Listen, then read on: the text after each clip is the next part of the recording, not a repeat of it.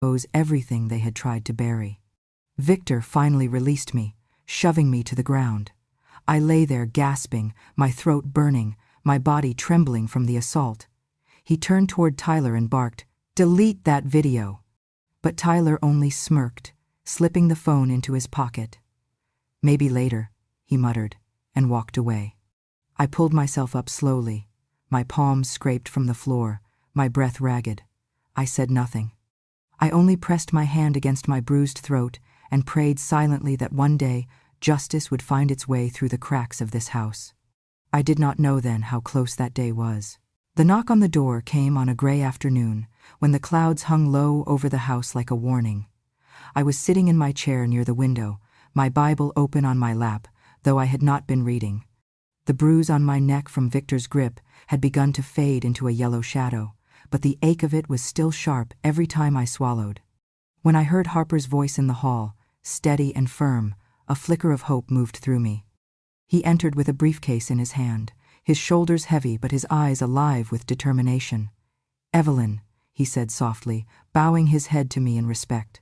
Then his gaze shifted to Victor and Linda, who lounged on the couch as if they owned the house outright. Tyler sat nearby, his phone in his hand, pretending to be uninterested. Harper set the briefcase on the table and snapped it open. "I've gathered the papers," he said. He spread them out one by one, the original deeds to the land in my name, the old bank statements that showed years of deposits I had made to save Victor from ruin, receipts with my handwriting, and finally, a small USB stick that he placed carefully on the stack. "And this," he said, his voice low but clear, "contains recordings and video proof." Victor's face tightened. "What are you doing here, old man? This is family business. You don't belong." Harper met his glare without flinching.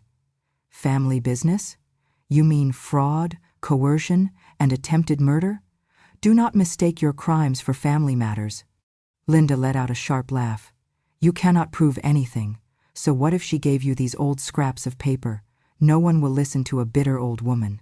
Harper leaned forward, his knuckles on the table. "Listen to me carefully.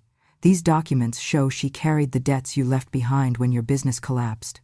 Without her, you'd have been ruined. And now you stand here and spit on her name while she still breathes.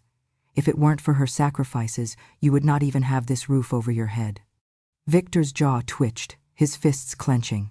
He slammed a hand down on the table, sending one of the papers sliding. "So what if she gave something? I never asked for her help. I never wanted her. She was nothing but a curse from the day I was born. Do you hear me?"